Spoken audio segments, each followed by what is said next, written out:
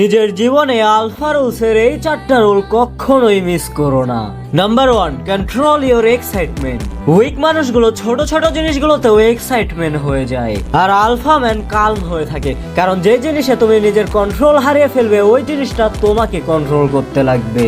Number 2, stop trying to look powerful. Powerful মানুষরা কখনোই powerful দেখানোর চেষ্টা করে না, তারা ন্যাচারালি কম্পোজড হয়ে থাকে। যখন তুমি প্রুফ করা ছেড়ে দাও তখন তোমাকে জেনুয়ালি স্ট্রং মনে হয়। Number 3, detach from instant pleasure.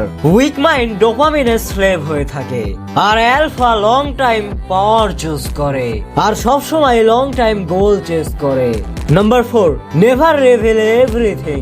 Predictable মানুষকে বোরিং মনে হয়, আর অ্যালফা নিজেকে মিস্ট্রি করে রাখে, আর এই জন্যই তাকে এত অ্যাট্রাকটিভ আর পাওয়ারফুল মনে হয়। আর যদি তুমি নিজেকে দিন দিন পাওয়ারফুল করে তুলতে চাও তাহলে এই চ্যানেলে দেয়া লং ভিডিওগুলো দেখে নাও।